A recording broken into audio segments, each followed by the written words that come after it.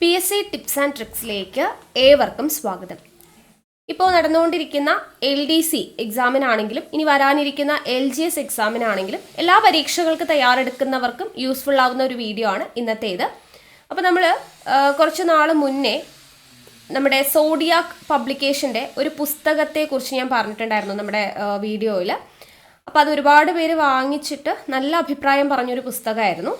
Previous year questions with explanation ആണ്. 2023-24 വർഷങ്ങളിൽ നടന്നിട്ടുള്ള പരീക്ഷകളുടെ ചോദ്യങ്ങളും അനുബന്ധ വിവരങ്ങളും വിത്ത് സോഴ്സ് ആണ്. ചോദ്യങ്ങളുടെ ഉറവിടം, ഓരോ ചോദ്യവും എവിടെ നിന്നാണ് ചോദിച്ചത് എന്നുള്ളതിൻ്റെ ഉറവിടവും അതിൻ്റെ റിലേറ്റഡ് ഫാക്ട്സ്, അത് SCERT, NCERT, additional facts, official വെബ്സൈറ്റുകളിൽ നിന്നുള്ള പോയിന്റ്സ് എല്ലാം കൂടെ ഇൻക്ലൂഡ് ചെയ്തിട്ടുള്ള റിലേറ്റഡ് ഫാക്ട്സും ഒക്കെ വെച്ചിട്ട് നമ്മളൊരു പുസ്തകം നിങ്ങൾക്ക് പരിചയപ്പെടുത്തിയിട്ടുണ്ടായിരുന്നു. അപ്പോൾ ഒരുപാട് പേര് വാങ്ങിച്ച് നല്ല അഭിപ്രായം പറഞ്ഞൊരു പുസ്തകമായിരുന്നു. അപ്പോൾ കുറച്ച് പേർക്കൊക്കെ പുസ്തകം വാങ്ങിക്കാൻ കഴിയാത്ത ഒരുപാട് കുട്ടികൾ ആ ഒരു പുസ്തകം വെച്ചിട്ടുള്ള ക്ലാസ് ചെയ്യുമോ എന്നുള്ളത് ചോദിച്ചിട്ടുണ്ടായിരുന്നു. അപ്പോൾ ഞാൻ പുസ്തകം കംപ്ലീറ്റ് ആയിട്ടല്ല, പക്ഷെ നമുക്ക് ഇനി വരുന്ന LDC, LGS എക്സാമിന് വേണ്ടിയിട്ട് പ്രിപ്പയർ ചെയ്യുന്നവർക്ക് വേണ്ടിയിട്ട് ഇനി വരുന്ന എല്ലാ പരീക്ഷകൾക്കും ഉപകാരപ്പെടുന്ന ഒരു രീതിയിലാണ് നമ്മൾ ചെയ്യുന്നത്. അപ്പോൾ അതിൽ ഏറ്റവും പ്രധാനമായിട്ട് നമ്മൾ പഠിച്ചിരിക്കേണ്ട ഇമ്പോർട്ടൻ്റ് ആയിട്ടുള്ള ചോദ്യ പേപ്പർ, അതിൻ്റെ റിലേറ്റഡ് ഫാക്ട്സ് ആ പുസ്തകത്തിൽ എങ്ങനെയൊക്കെയാണോ കൊടുത്തിട്ടുള്ളത്, മാക്സിമം പോയിന്റ്സ് ഉൾപ്പെടുത്തിയിട്ടുള്ള ഒരു പുസ്തകമാണ്. അപ്പോൾ ആ ഒരു PDF വെച്ചിട്ട് നമ്മൾ ക്ലാസ് സ്റ്റാർട്ട് ചെയ്യുകയാണ്. അപ്പോൾ ഇത് ഒരുപാട് പേര് റിക്വസ്റ്റ് ചെയ്തിട്ടുള്ള ഒരു വീഡിയോ ആണ്.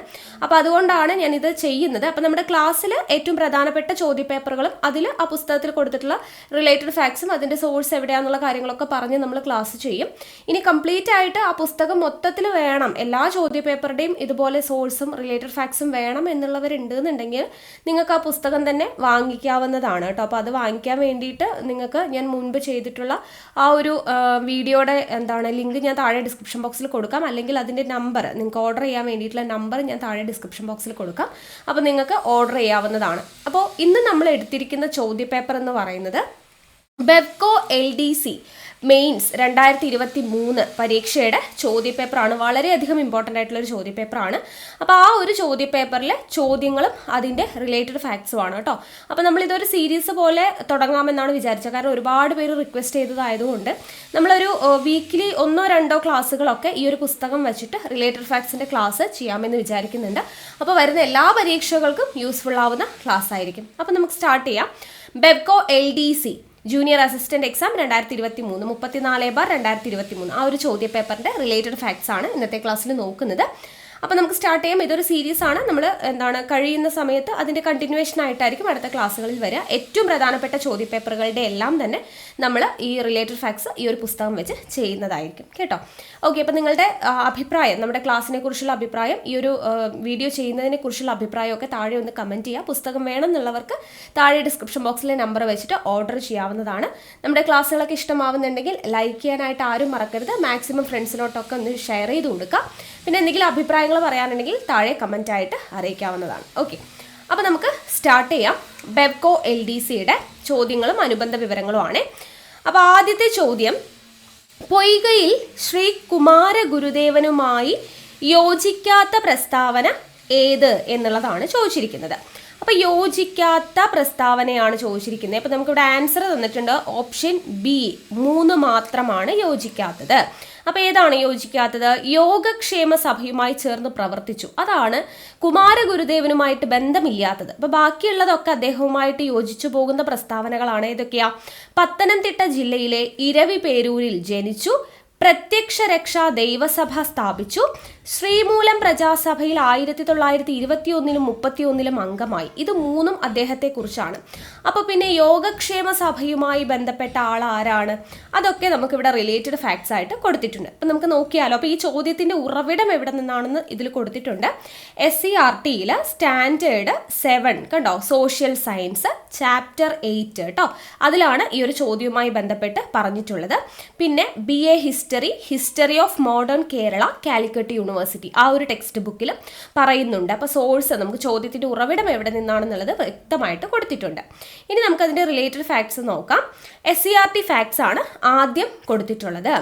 അപ്പോൾ എന്തൊക്കെയാണ് കൊടുത്തിരിക്കുന്നത്? പൊയ്കയിൽ ശ്രീ കുമാര ഗുരുദേവന്റെ ജന്മസ്ഥലം എവിടെയാ? തിരുവല്ലയിലെ ഇരവിപേരൂരിലാണ്. പൊയ്കയിൽ ശ്രീ കുമാര ഗുരുദേവന്റെ ജന്മസ്ഥലം എവിടെയാണ്? തിരുവല്ലയിലെ ഇരവിപേരൂരിലാണ് ജനിച്ചത്, പത്തനംതിട്ട ജില്ല. അദ്ദേഹം പൊയ്കയിൽ അപ്പച്ചൻ എന്ന പേരിൽ അറിയപ്പെട്ടിരുന്ന സാമൂഹ്യ പരിഷ്കർത്താവാണ് ശ്രീ കുമാര ഗുരുദേവൻ. പൊയ്കയിൽ അപ്പച്ചൻ എന്ന പേരിലാണ് അദ്ദേഹം അറിയപ്പെട്ടിരുന്നത്. ജാതി വിവേചനത്തിനും ചൂഷണത്തിനുമെതിരെ ശബ്ദമുയർത്തിയ നവോത്ഥാന നായകരിൽ ഒരാളായിരുന്നു ശ്രീ കുമാര ഗുരുദേവൻ. ജാതി വിവേചനത്തിനും ചൂഷണത്തിനുമെതിരെ ശബ്ദമുയർത്തിയ നവോത്ഥാന നായകൻ ആരാണ്? ശ്രീ കുമാര ഗുരുദേവനാണ്. ഇനി അദ്ദേഹത്തിന്റെ ഒരു ക്വോട്ട് കൊടുത്തിട്ടുണ്ട്. കാണുന്നില്ലോരക്ഷരവും എൻ്റെ വംശത്തെ പറ്റി, കാണുന്നുണ്ട് അനേക വംശത്തിൻ ചരിത്രങ്ങൾ. നമുക്ക് എപ്പോഴും PSC ചോദിക്കുന്നതാണ് കോട്സ് തന്നിട്ട് ഇത് ആരുടെയാണ് എന്നുള്ളത് അല്ലേ. അപ്പൊ കാണുന്നില്ലോരക്ഷരവും എൻ്റെ വംശത്തെ പറ്റി, കാണുന്നുണ്ട് അനേക വംശത്തിൻ ചരിത്രങ്ങൾ ആരുടെ കോട്സ് ആണ്? ശ്രീ കുമാര ഗുരുദേവന്റേതാണ്. അതേപോലെ തന്നെ അദ്ദേഹം പറഞ്ഞതാണ്, ഭക്ഷണം കിട്ടുന്നില്ല വേലക്കൂലികൾ ഓർത്താൽ ഒട്ടും സഹിപ്പതില്ല. ഇതും ആരുടെയാണ്? ശ്രീ കുമാര ഗുരുദേവന്റേതാണ് കേട്ടോ. ഭക്ഷണം കിട്ടുന്നില്ല വേലക്കൂലികൾ ഓർത്താൽ ഒട്ടും സഹിപ്പതില്ല. എല്ലാം SCERT ഫാക്റ്റ് ആണ്. ഇനി മനുഷ്യ സ്നേഹത്തിനും സാഹോദര്യത്തിനും ലോക സമാധാനത്തിനും വേണ്ടി ശ്രീ കുമാര ഗുരുദേവൻ സ്ഥാപിച്ച സംഘടനയാണ് പ്രത്യക്ഷ രക്ഷാ ദൈവസഭ. ഇവിടെ പറഞ്ഞിട്ടുണ്ട് അല്ലെ, പ്രത്യക്ഷ രക്ഷാ ദൈവസഭ എന്ന് പറയുന്നത് സ്ഥാപിച്ചു. ഏത് വർഷമാണ് സ്ഥാപിച്ചത് എന്നുള്ളത് ബ്രാക്കറ്റിൽ കൊടുത്തിട്ടുണ്ട്. 1909 പ്രത്യക്ഷ രക്ഷാ ദൈവസഭ സ്ഥാപിക്കുന്നത്. പിന്നെ അടുത്ത പോയിന്റ്, സാമൂഹ്യ മാറ്റത്തിന് വേണ്ടി പ്രവർത്തിച്ച ശ്രീ കുമാര ഗുരുദേവൻ 2 തവണ ശ്രീമൂലം പ്രജാസഭയിൽ അംഗമായിട്ടുണ്ട്. ഏതൊക്കെയാണ് വർഷം? അതും നമ്മുടെ ചോദ്യത്തിലുണ്ടായിരുന്നു. 1921, 31 എന്നീ വർഷങ്ങളിലാണ് ശ്രീമൂലം പ്രജാസഭയിൽ അംഗമായിട്ടുള്ളത്. ഇനി അധസ്ഥിത വിഭാഗങ്ങളുടെ സ്വാതന്ത്ര്യത്തിനായി അറിവിനെയും ആത്മീയതയും യോജിപ്പിച്ച സാമൂഹ്യ പരിഷ്കർത്താവ് ആര് എന്ന് ചോദിച്ചാൽ പൊയ്കയിൽ ശ്രീ കുമാര ഗുരുദേവനാണ്. ഏറ്റവും പ്രധാനപ്പെട്ട അടുത്തൊരു പോയിന്റ് ആണ്, 1-ാം ലോക യുദ്ധകാലത്ത് മാരംകുളം എന്ന സ്ഥലത്തു നിന്നും കുളത്തൂർ കുന്നിലേക്ക് യുദ്ധവിരുദ്ധ ജാഥയ്ക്ക് നേതൃത്വം നൽകിയത്. ഒരുപാട് ജാഥകൾ നമുക്ക് പഠിക്കാനുണ്ട് അല്ലെ. അപ്പൊ അതിൽ ഏറ്റവും പ്രധാനപ്പെട്ടതാണ് 1-ാം ലോക യുദ്ധകാലത്ത് മാരംകുളം എന്ന സ്ഥലത്തു നിന്നും കുളത്തൂർ കുന്നിലേക്ക് യുദ്ധവിരുദ്ധ ജാഥ. അപ്പൊ യുദ്ധവിരുദ്ധ ജാഥ നടത്തിയത് ആരാ? ശ്രീ കുമാര ഗുരുദേവൻ. എവിടെ നിന്ന് എങ്ങോട്ടാണ്? മാരംകുളത്തു നിന്നും കുളത്തൂർ കുന്നിലേക്ക് യുദ്ധവിരുദ്ധ ജാഥയ്ക്ക് നേതൃത്വം നൽകിയ സാമൂഹ്യ പരിഷ്കർത്താവാണ് ശ്രീ കുമാര ഗുരുദേവൻ. ആ യുദ്ധവിരുദ്ധ ജാഥയുടെ മുദ്രാവാക്യം എന്തായിരുന്നു? സമാധാനം ലോകത്തിന് സമാധാനം, സമാധാനം ലോകത്തിന് സമാധാനം. ഇനി അടുത്ത ശ്രീ കുമാര ഗുരുദേവന്റെ വാക്കുകളാണ്, മുൻ പിതാക്കൾക്ക് വന്ന ദുഃഖവാർത്തകൾ കേൾപ്പിൻ, കാളകൾ പോത്തുകൾക്കും ഇണയായി കൂട്ടിക്കെട്ടി നിലങ്ങളിൽ ഉഴുതിടുന്നു. ആരുടെ വരികളാണ്? ശ്രീ കുമാര ഗുരുദേവന്റെ വരികളാണ്. അപ്പൊ ഈ മൂന്നും ഇമ്പോർട്ടൻ്റ് ആണ് കേട്ടോ. ഈ കോട്സ് തന്നിട്ടുള്ളത്, കാണുന്നില്ലോരക്ഷരവും എൻ്റെ വംശത്തെ പറ്റി, കാണുന്നുണ്ട് അനേക വംശത്തിൻ ചരിത്രങ്ങൾ കുമാരഗുരുദേവന്റേതാണ്. ഭക്ഷണം കിട്ടുന്നില്ല വേലക്കൂലികൾ ഓർത്താൽ ഒട്ടും സഹിപ്പതില്ല കുമാരഗുരുദേവന്റേതാണ്. അതുപോലെ തന്നെ മുൻ പിതാക്കൾക്ക് വന്ന ദുഃഖവാർത്തകൾ കേൾപ്പിൻ, കാളകൾ പോത്തുകൾക്കും ഇണയായി കൂട്ടിക്കെട്ടി നിലങ്ങളിൽ ഉഴുതിടുന്നു. അതുമാരുടെയാ? ശ്രീ കുമാര ഗുരുദേവന്റേതാണ്. ഓക്കെ, ഇനി യുദ്ധവിരുദ്ധ ജാഥയെക്കുറിച്ച് നമ്മൾ പറഞ്ഞില്ലേ. യുദ്ധവിരുദ്ധ സമാധാന ജാഥയെ ബ്രിട്ടീഷ് ഗവൺമെന്റിനെതിരായി നീക്കമായി വ്യാഖ്യാനിക്കുകയും അറസ്റ്റ് ചെയ്യപ്പെടുകയും ചെയ്ത നവോത്ഥാന നായകനാണ് പൊയ്കയിൽ ശ്രീ കുമാര ഗുരുദേവൻ. യുദ്ധവിരുദ്ധ സമാധാന ജാഥയെ ആർക്കെതിരെയായിട്ടാണ്? ബ്രിട്ടീഷ് ഗവൺമെന്റിനെതിരായിട്ടുള്ള നീക്കമായി വ്യാഖ്യാനിക്കുകയും അതിൻ്റെ പേരിൽ അറസ്റ്റ് ചെയ്യപ്പെടുകയും ചെയ്തിട്ടുള്ള നവോത്ഥാന നായകനാണ് പൊയ്കയിൽ ശ്രീ കുമാര ഗുരുദേവൻ. ഇത്രയും പോയിന്റ്സ് SCERT ഫാക്ട്സ് ആണ് കൊടുത്തിരിക്കുന്നത്. ഇനി അഡീഷണൽ ഫാക്ട്സ് നോക്കാം. കുമാര ഗുരുദേവന്റെ ബാല്യകാല നാമം എന്താ? കൊമാരൻ. കൊമാരൻ എന്നുള്ളതാണ് കുമാര ഗുരുദേവന്റെ ബാല്യകാല നാമം എന്ന് പറയുന്നത്. അവശത അനുഭവിക്കുന്ന ദളിതരുടെ മോചനത്തിനായി 1909 ക്രിസ്തുമതം ഉപേക്ഷിച്ചുകൊണ്ട് ശ്രീ കുമാര ഗുരുദേവൻ ആരംഭിച്ച സംഘടനയാണ് പ്രത്യക്ഷ രക്ഷാ ദൈവസഭ. നേരത്തെ നമ്മൾ പറഞ്ഞു PRDS. വർഷം എത്രയാ? 1909. എങ്ങനെയാണത് സ്ഥാപിച്ചത്? അവശത അനുഭവിക്കുന്ന ദളിതരുടെ മോചനത്തിന് വേണ്ടി ക്രിസ്തുമതം ഉപേക്ഷിച്ചുകൊണ്ട് ശ്രീ കുമാര ഗുരുദേവൻ ആരംഭിച്ച സംഘടനയാണ് പ്രത്യക്ഷ രക്ഷാ ദൈവസഭ. വർഷം 1909. ഇനി ക്രിസ്തുമതത്തിൽ നിന്നുള്ള വിവേചനത്തിന്റെ പ്രതിഷേധമായി ബൈബിൾ കത്തിക്കാൻ നേതൃത്വം നൽകിയ നവോത്ഥാന നായകൻ കൂടിയാണ് ശ്രീ കുമാര ഗുരുദേവൻ. എല്ലാ പോയിന്റ്സും ഇമ്പോർട്ടന്റ് ആണ്, നമുക്ക് സ്റ്റേറ്റ്മെന്റ് ആയിട്ടാണ് ചോദിക്കുക അല്ലെ. അപ്പൊ ക്രിസ്തുമതത്തിൽ നിന്നുള്ള വിവേചനത്തിന്റെ പ്രതിഷേധമായി ബൈബിൾ കത്തിക്കാൻ നേതൃത്വം നൽകിയ നവോത്ഥാന നായകൻ ആരാ? ശ്രീ കുമാര ഗുരുദേവനാണ്. ഇനി ക്രൈസ്തവനും ഹിന്ദുവുമല്ലാത്ത ദ്രാവിഡ ദളിതൻ എന്ന ആശയം കൊണ്ടുവന്ന സാമൂഹ്യ പരിഷ്കർത്താവ് ആരാണ്? പൊയ്കയിൽ ശ്രീ കുമാര ഗുരുദേവനാണ്. ദ്രാവിഡ ദളിതൻ, ക്രൈസ്തവനും ഹിന്ദുവുമല്ലാത്ത ദ്രാവിഡ ദളിതൻ എന്ന് പറയുന്ന ആശയം കൊണ്ടുവന്നത് പൊയ്കയിൽ ശ്രീ കുമാര ഗുരുദേവനാണ്. തിരുവിതാംകൂറിൽ അയിത്ത ജാതിക്കാർക്കുള്ള ഇംഗ്ലീഷ് വിദ്യാലയം സ്ഥാപിച്ചതാര്? ആരാ? ശ്രീ കുമാര ഗുരുദേവൻ. തിരുവിതാംകൂറിൽ അയിത്ത ജാതിക്കാർക്ക് വേണ്ടിയിട്ടുള്ള ഇംഗ്ലീഷ് വിദ്യാലയം സ്ഥാപിച്ചതും ശ്രീ കുമാര ഗുരുദേവനാണ്. എവിടെയാണ് ഇംഗ്ലീഷ് വിദ്യാലയം സ്ഥാപിച്ചതെന്ന് ചോദിക്കാം. മല്ലപ്പള്ളിയിലെ വേങ്ങളത്തുകുന്നിലാണ്. മല്ലപ്പള്ളിയിലെ വേങ്ങളത്തുകുന്ന്. ഇനി പ്രതിയോഗികൾ അദ്ദേഹത്തെ വിശേഷിപ്പിച്ചത് അല്ലെങ്കിൽ അധിക്ഷേപിച്ചിരുന്നത് എങ്ങനെയാണ്? പുലയൻ മത്തായി എന്ന്. പുലയൻ മത്തായി എന്ന പേരിൽ പ്രതിയോഗികൾ അധിക്ഷേപിച്ചിരുന്ന നവോത്ഥാന നായകനാണ് ആര്? ശ്രീ കുമാര ഗുരുദേവൻ എന്നുള്ളത് ഓർത്തിരിക്കുക. അവശത അനുഭവിക്കുന്ന ജനവിഭാഗത്തിന്റെ മോചനത്തിനായിട്ട് അടിലഹള എന്നറിയപ്പെട്ടിരുന്ന പ്രക്ഷോഭം നടത്തി. അടിലഹള എന്തൊക്കെ കാര്യങ്ങളാണെന്ന് ഇമ്പോർട്ടൻ്റ് ആണ്, ഓർത്തിരിക്കണം. PRDS സ്ഥാപിച്ചു എന്ന് പറഞ്ഞു, യുദ്ധവിരുദ്ധ ജാഥ നടത്തിയെന്ന് പറഞ്ഞു. അടിലഹള എന്ന് പറയുന്ന പ്രക്ഷോഭം നടത്തിയത് ആരാണ്? പൊയ്കയിൽ ശ്രീ കുമാര ഗുരുദേവനാണ്. നമ്മൾ പറഞ്ഞു ഇവിടെ തെറ്റിയ പ്രസ്താവന ഏതാ? യോഗക്ഷേമ സഭയുമായി ചേർന്ന് പ്രവർത്തിച്ചു. അത് കുമാര ഗുരുദേവനുമായി യോജിക്കാത്ത പ്രസ്താവനയാണെന്ന് പറഞ്ഞു. അപ്പൊ പിന്നെ യോഗക്ഷേമ സഭ ആരുമായി ബന്ധപ്പെട്ടിരിക്കുന്നു എന്നും കൂടെ പറയണ്ടേ? അതും ഇവിടെ കൊടുത്തിട്ടുണ്ട്. യോഗക്ഷേമ സഭ 1908 അതിന്റെ ആപ്തവാക്യം നമ്പൂതിരിയെ മനുഷ്യനാക്കുക. നമ്പൂതിരിയെ മനുഷ്യനാക്കുക എന്നുള്ളതാണ് യോഗക്ഷേമ സഭയുടെ ആപ്തവാക്യം എന്ന് പറയുന്നത്. യോഗക്ഷേമ സഭയുടെ പ്രഥമ അധ്യക്ഷൻ ആരാണ്? ആരാ? ദേശമംഗലം ശങ്കരൻ നമ്പൂതിരിപ്പാട്. പ്രഥമ അധ്യക്ഷൻ എന്ന് പറയുന്നത് ദേശമംഗലം ശങ്കരൻ നമ്പൂതിരിപ്പാടാണ്. യോഗക്ഷേമ സഭയിലെ പ്രധാന പ്രവർത്തകൻ ആരാന്ന് ചോദിച്ചാൽ VT ഭട്ടതിരിപ്പാടാണ്. പക്ഷേ നമ്മുടെ PSCയുടെ ഉത്തരപ്രകാരം, അതും പ്രത്യേകമായിട്ട് ബ്രാക്കറ്റിൽ കൊടുത്തിട്ടുണ്ട്, PSC ചോദ്യപ്രകാരം യോഗക്ഷേമ സഭയുടെ സ്ഥാപകൻ ആരെന്ന് ചോദിച്ചാൽ ഉത്തരം എന്താണ്? VT ഭട്ടതിരിപ്പാടാണ്. അപ്പൊ PSCയുടെ ഉത്തരപ്രകാരം VT ഭട്ടതിരിപ്പാടാണ് യോഗക്ഷേമ സഭയുടെ സ്ഥാപകൻ എന്ന് പറയുന്നത്. അപ്പൊ അതുകൊണ്ടാണ് അത് യോജിക്കാത്ത പ്രസ്താവനയായിട്ട് മാറിയത്. ഓക്കെ, കൃത്യമായിട്ട് കൊടുത്തിട്ടുണ്ട്. യോഗക്ഷേമ സഭയുടെ പ്രഥമ അധ്യക്ഷൻ ആരാണ്? ദേശമംഗലം ശങ്കരൻ നമ്പൂതിരിപ്പാട്. എന്തായിരുന്നു അതിന്റെ മുദ്രാവാക്യം? നമ്പൂതിരിയെ മനുഷ്യനാക്കുക. യോഗക്ഷേമ സഭയുടെ ആപ്തവാക്യം എന്താണ്? നമ്പൂതിരിയെ മനുഷ്യനാക്കുക. യോഗക്ഷേമ സഭയുടെ മുഖപത്രം ഏത്? മംഗളോദയം. ഇതൊക്കെ ചോദിക്കാറുള്ളതാണ് കേട്ടോ. യോഗക്ഷേമ സഭയുടെ മുഖപത്രം ഏതാണ്? മംഗളോദയമാണ്. യോഗക്ഷേമ സഭയുടെ മറ്റു പ്രധാന മാസികകളാണ് യോഗക്ഷേമം, ഉണ്ണി നമ്പൂതിരി. എല്ലാ പോയിന്റ്സും കൊടുത്തിട്ടുണ്ട്. ഏറ്റവും പ്രധാനപ്പെട്ട പോയിന്റ് ആണ് ഈ മംഗളോദയം, ഓർത്തിരിക്കണം. VT ഭട്ടതിരിപ്പാട് ഓർത്തിരിക്കണം. ഇനി യോഗക്ഷേമ സഭയുടെ പ്രധാന ലക്ഷ്യങ്ങൾ എന്തൊക്കെയാണ്? അതും പോയിന്റ് ആയിട്ട് കൊടുത്തിട്ടുണ്ട്. എന്തൊക്കെയാ? ബഹുഭാര്യത്വം നിരോധിക്കുക, ഇംഗ്ലീഷ് വിദ്യാഭ്യാസം പ്രചരിപ്പിക്കുക, വൃദ്ധ വിവാഹം തടയുക, വിധവാ പുനർവിവാഹം, മിശ്രവിവാഹം. ഇതൊക്കെയാണ് യോഗക്ഷേമ സഭയുടെ പ്രധാന ലക്ഷ്യങ്ങൾ. എന്തൊക്കെയാ? ബഹുഭാര്യത്വം നിരോധിക്കുക, ഇംഗ്ലീഷ് വിദ്യാഭ്യാസം പ്രചരിപ്പിക്കുക, വൃദ്ധ വിവാഹം തടയുക, വിധവാ പുനർവിവാഹം, മിശ്രവിവാഹം. ഓക്കെ അല്ലേ? അപ്പോൾ ഈ ഒരൊറ്റ ചോദ്യവുമായി ബന്ധപ്പെടുത്തി കുമാര ഗുരുദേവനെ കുറിച്ചും യോഗക്ഷേമ സഭയെ കുറിച്ചും മാക്സിമം പോയിന്റ്സ് പറഞ്ഞിട്ടുണ്ട്. ഓക്കെ, അടുത്ത രണ്ടാമത്തെ ചോദ്യം നോക്കാം. ശരിയായി ജോഡി കണ്ടെത്തുക. തന്നിരിക്കുന്ന എന്തൊക്കെയാണ്? മൂഷക വംശകാവ്യം അതുലൻ ശരിയാണോ? നമുക്കിവിടെ ആൻസർ ഇവിടെ തന്നെ കൊടുത്തിട്ടുണ്ട് അല്ലേ. 1ഉം 3ഉം ആണ് ശരി. അതായത് മൂഷക വംശകാവ്യം അതുലൻ ശരിയാണ്. കേരളപ്പഴമ ഹർമൻ ഗുണ്ടർട്ട് ശരിയാണ്.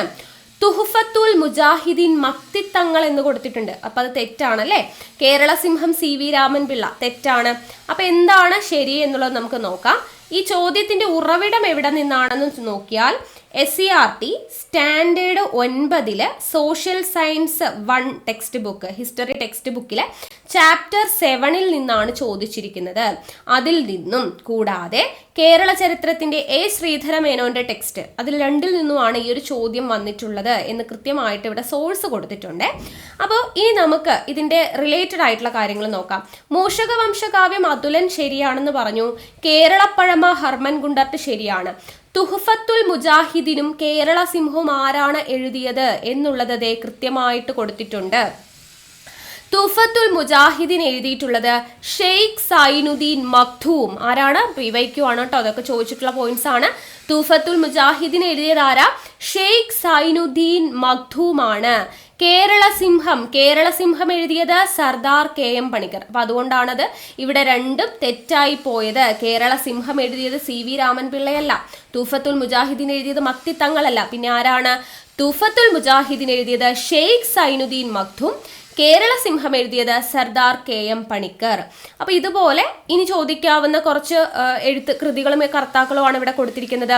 ഹിസ്റ്ററി ഓഫ് കേരള എഴുതിയത് ആരാ? സർദാർ KM പണിക്കറാണ്. അപ്പൊ കേരള സിംഹം എഴുതിയതും ഹിസ്റ്ററി ഓഫ് കേരള എഴുതിയതും സർദാർ KM പണിക്കറാണ്. അപ്പൊ കേരളം വരുന്ന രണ്ടെണ്ണം എഴുതിയത് ആര് തന്നെയാണ്? സർദാർ KM പണിക്കറാണ്. അതിൽ കേരള സിംഹമാണ് സ്ഥിരം ചോദ്യം. ഇനി പുത്തൻ പാന, PYQ ഒരുപാട് തവണ ചോദിച്ചിട്ടുണ്ട്. പുത്തൻ പാന എഴുതിയത് ആരാണ്? അർണോസ് പാതിരി. പുത്തൻ പാന എഴുതിയത് ആരാ? അർണോസ് പാതിരി. മുഹീദ്ദീൻ മാല എഗെയിൻ റിപ്പീറ്റ് ആയിട്ട് ചോദിക്കുന്നതാണ്. ഖാസി മുഹമ്മദിൻ്റെതാണ് മുഹീദ്ദീൻ മാല. കൂടാതെ അദ്ദേഹത്തിന്റെ തന്നെയാണ് ഫത്ഹുൽ മുബീൻ, അതുപോലെ മുഹീദ്ദീൻ മാല രണ്ടും ആരാ എഴുതിയേ? ഖാസി മുഹമ്മദ് ആണ്. ഖാസി മുഹമ്മദ്. ഇനി അഷ്ടാംഗ ഹൃദയം എഴുതിയത് വാഗ്ഭടനാണ്. അഷ്ടാംഗ ഹൃദയം എഴുതിയത് വാഗ്ഭടൻ. സംക്ഷേപ വേദാർത്ഥം എഴുതിയത് ക്ലെമന്റ് പിയാനിയസ് ആണ്. സംക്ഷേപ വേദാർത്ഥം എഴുതിയത് ക്ലെമന്റ് പിയാനിയസ് ആണ്. വർത്തമാന പുസ്തകം ആരുടേതാണ്? പാറേമാക്കൽ തോമാക്കത്തനാരുടേതാണ് വർത്തമാന പുസ്തകം എഴുതിയത് പാറേമാക്കൽ തോമാക്കത്തനാർ. ദെൻ ശങ്കരനാരായണീയം, ആ പേരിൽ തന്നെയുണ്ട് ശങ്കരനാരായണൻ എഴുതിയതാണ് ശങ്കരനാരായണീയം. ഇനി വേണുവാരോഹം ഇമ്പോർട്ടൻ്റ് ആണ്. സംഗമ ഗ്രാമ മാധവന്റേതാണ് വേണുവാരോഹം എന്ന് പറയുന്നത്. ഓക്കെ, അപ്പൊ ഇത്രയും കൃതികളും കർത്താക്കളും ഇവിടെ കൊടുത്തിട്ടുണ്ട്. ഇനി അത് കൂടാതെ അഡീഷണൽ ഫാക്ട്സ് എന്ന് പറഞ്ഞിട്ട് കൊടുത്തിട്ടുണ്ട്. അവിടെയും കുറച്ച് കൃതികൾ. രഘുവംശം എഴുതിയത് കാളിദാസൻ. രാമചരിതം എഴുതിയത് ആരാ? ചീരാമൻ. രഘുവംശം എഴുതിയത് കാളിദാസൻ. രാമചരിതം ആരാണ് എഴുതിയത്? ചീരാമൻ. കുചേലവൃത്തം എഴുതിയത് ആരാണ്? രാമപുരത്തു വാര്യരാണ്. കുചേലവൃത്തം എഴുതിയത് രാമപുരത്തു വാര്യർ. ഭാഷാഷ്ടപതി എഴുതിയത് ആരാ? അതും രാമപുരത്തു വാര്യരാണ്. അപ്പൊ കുചേലവൃത്തം, ഭാഷാഷ്ടപതി എന്നിവ എഴുതിയത് രാമപുരത്തു വാര്യരും. രഘുവംശവും രഘുവംശം എഴുതിയത് കാളിദാസൻ. രാമചരിതം പേരിലുണ്ട് ചീരാമനാണ് എഴുതിയത്. അപ്പൊ കൃതികളും കർത്താക്കളും ഇത്രയുമായി. ഇനി നമുക്ക് നമ്മുടെ പോയിന്റ്സിൽ തന്നിട്ടുള്ള കാര്യങ്ങൾ ഡീറ്റെയിൽഡ് ആയിട്ട് തന്നെ പറഞ്ഞിട്ടുണ്ട്. ഇവിടെ ആദ്യം കൊടുത്തിട്ടുള്ളത് മൂഷകവംശ കാവ്യമാണ് അതുലൻ എഴുതി എന്ന് പറഞ്ഞു. അപ്പൊ അതിനെക്കുറിച്ച് കൂടുതൽ ഡീറ്റെയിൽസ് കൊടുത്തിട്ടുണ്ട്. SCERT ഫാക്ട്സ് ആണ് പറഞ്ഞിരിക്കുന്നത്. എന്താണ് മൂഷകവംശ കാവ്യം? കേരളത്തിലെയും ഇന്ത്യയിലെയും ആദ്യ രാജവംശാവലി ചരിതം എന്നറിയപ്പെടുന്ന കാവ്യമാണ് മൂഷകവംശ കാവ്യം. 11ാം നൂറ്റാണ്ടിലെയാണ് കേട്ടോ. അപ്പൊ കേരളത്തിലെയും ഇന്ത്യയിലെയും ആദ്യ രാജവംശാവലി ചരിതം എന്നറിയപ്പെടുന്ന കാവ്യമാണ് മൂഷകവംശകാവ്യം. മൂഷകവംശകാവ്യം രചിച്ചത് അതുലനാണ് അല്ലെ? ചേരുംപടി ചേർക്കുക ചോദിച്ചു. അപ്പൊ മൂഷകവംശകാവ്യം രചിച്ചത് അതുലനാണ് എന്നുള്ളത് ഓർത്തിരിക്കുക. ഇനി മൂഷകവംശകാവ്യത്തിൽ എന്താണ് വിവരിക്കുന്നത്? എന്താണ് അവിടെ എക്സ്പ്ലനേഷൻ? 6ാം നൂറ്റാണ്ട് മുതൽ 11ാം നൂറ്റാണ്ട് വരെ കോലത്ത് നാട് ഭരിച്ചിരുന്ന മൂഷക രാജവംശത്തിലെ രാമഘടൻ മുതൽ ശ്രീകണ്ഠൻ വരെയുള്ള 119ഓളം രാജാക്കന്മാരുടെ ഭരണകാലമാണ് ഈ മൂഷകവംശകാവ്യത്തിൽ വിവരിക്കുന്നത്. സ്റ്റേറ്റ്മെന്റ് ആയിട്ട് ചോദിക്കാം ചിലപ്പോ അല്ലെ? അപ്പൊ 6ാം നൂറ്റാണ്ട് മുതൽ 11ാം നൂറ്റാണ്ട് വരെ കോലത്ത് നാട് ഭരിച്ചിരുന്ന മൂഷക രാജവംശത്തിലെ രാമഘടൻ മുതൽ ശ്രീകണ്ഠൻ വരെയുള്ള 119ഓളം രാജാക്കന്മാരുടെ ഭരണകാലമാണ് മൂഷകവംശകാവ്യത്തിൽ വിവരിക്കുന്നത്. ഇനി കോലത്ത് നാട് ഭരിച്ചിരുന്ന മൂഷക രാജവംശത്തിലെ രാജാവായ ശ്രീകണ്ഠന്റെ കൊട്ടാരം കവിയാണ് അതുലൻ. അതുലനാണ് മൂഷക വംശകാവ്യം എഴുതിയത് അല്ലേ. അപ്പൊ ആരാണ് അതുലൻ? കോലത്ത് നാട് ഭരിച്ചിരുന്ന മൂഷക രാജവംശത്തിലെ രാജാവായിട്ടുള്ള ശ്രീകണ്ഠന്റെ കൊട്ടാരം കവിയാണ് എന്നുള്ളത് ഓർത്തിരിക്കുക. ഇനി നമുക്ക് ഇവിടെ എന്ത് തന്നിട്ടുണ്ട്? ഹെർമൻ ഗുണ്ടർട്ട് തന്നിട്ടുണ്ട് അല്ലേ ഓപ്ഷനിൽ. Keralappazhama Hermann Gundert. അപ്പൊ അതുമായിട്ട് കൂടുതൽ ബന്ധപ്പെട്ട കാര്യങ്ങളാണ് കൊടുത്തിരിക്കുന്നത്. മലയാളത്തിൽ വ്യാകരണ ഗ്രന്ഥങ്ങളും നിഘണ്ടുവും തയ്യാറാക്കുന്നതിൽ കൂടുതൽ താല്പര്യം പ്രകടിപ്പിച്ചിരുന്നത് ആരാ? ജസ്യൂട്ട് മിഷണറിമാരാണ് കേട്ടോ. ജസ്യൂട്ട് മിഷണറിമാരാണ് മലയാളത്തിൽ വ്യാകരണ ഗ്രന്ഥങ്ങളും നിഘണ്ടുവും തയ്യാറാക്കുന്നതിൽ കൂടുതൽ താല്പര്യം പ്രകടിപ്പിച്ചിരുന്നത്. അപ്പൊ അവിടെ ആദ്യത്തെ ചോദ്യം ഇമ്പോർട്ടന്റ് ആണ്, PYQ. മലയാളത്തിലെ ആദ്യ വ്യാകരണ ഗ്രന്ഥം തയ്യാറാക്കിയത് ആരാ? ഡോക്ടർ ആഞ്ചലോസ് ഫ്രാൻസിസ് ആണ്. മലയാളത്തിലെ ആദ്യത്തെ വ്യാകരണ ഗ്രന്ഥം തയ്യാറാക്കിയത് ഡോക്ടർ ആഞ്ചലോസ് ഫ്രാൻസിസ്. എന്നാൽ മലയാള ഭാഷയിലെ ആദ്യത്തെ നിഘണ്ടു രൂപപ്പെടുത്തിയത് ആരാ?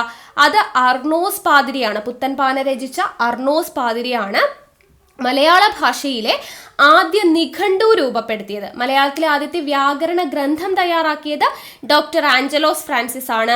മലയാള ഭാഷയിലെ ആദ്യത്തെ നിഘണ്ടു രൂപപ്പെടുത്തിയത് അർണോസ് പാതിരിയാണ്. ഇനി എപ്പോഴും കൺഫ്യൂഷൻ ആവുന്ന രണ്ട് കാര്യങ്ങൾ അത് അവർ പ്രത്യേകം കോളമായിട്ട് കൊടുത്തിട്ടുണ്ട്. ഇംഗ്ലീഷ് മലയാളം നിഘണ്ടു തയ്യാറാക്കിയത് ബെഞ്ചമിൻ ബെയ്ലിയാണ്. ഇംഗ്ലീഷ് മലയാളം നിഘണ്ടുവാണെങ്കിൽ അത് ബെഞ്ചമിൻ ബെയ്ലിയാണ്. എന്നാൽ മലയാളം ഇംഗ്ലീഷ് നിഘണ്ടുവാണെങ്കിൽ അത് ഹെർമൻ ഗുണ്ടർട്ട് ആണ്. ഓക്കെ, അപ്പോൾ ഇംഗ്ലീഷ് മലയാളം നിഘണ്ടു തയ്യാറാക്കിയത് ആരാ? Benjamin Bailey. മലയാളം ഇംഗ്ലീഷ് നിഘണ്ടു തയ്യാറാക്കിയത് ആരാ? ഡോക്ടർ ഹെർമൻ ഗുണ്ടർട്ട് എന്നുള്ളത് ഓർത്തിരിക്കുക, ഇമ്പോർട്ടൻ്റ് ആണ്.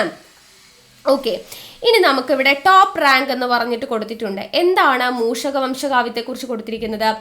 ആശ്രമമുറ്റത്ത് ശത്രുത മറന്ന വന്യമൃഗങ്ങൾ രമ്യതയിൽ കഴിയുന്നത് പോലെ വ്യത്യസ്ത ദേവതകളെ ആരാധിച്ചിരുന്നവർ മധ്യകാല കേരളത്തിൽ ഐക്യത്തോടെ വസിച്ചിരുന്നു എന്ന് പ്രതിപാദിക്കുന്ന കൃതി. ഇത് ചോദിച്ചു കഴിഞ്ഞാൽ നമ്മൾ വായിച്ചിട്ടില്ലാത്തവർക്ക് അറിയാനായിട്ട് ബുദ്ധിമുട്ടാണ്. അതാണ് അവിടെ ടോപ്പ് റാങ്ക് എന്ന് പറഞ്ഞിട്ട് കൊടുത്തിരിക്കുന്നത് അല്ലെ. റാങ്ക് മേക്കിംഗ് ക്വസ്റ്റ്യൻസ് ആവാൻ പറ്റുന്നതാണ്.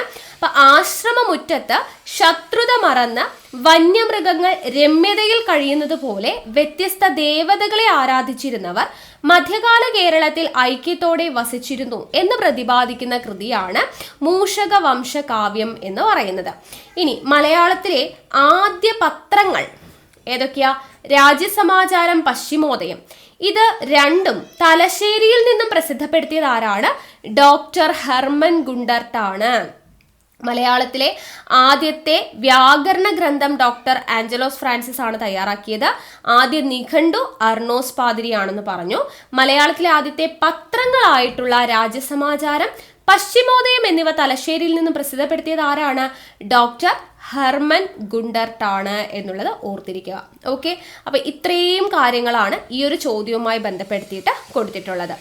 അടുത്ത മൂന്നാമത്തെ ചോദ്യം, ഇന്റർനാഷണൽ കോൺഗ്രസ് സംഘടനയുമായി യോജിക്കാത്ത പ്രസ്താവന ഏത്?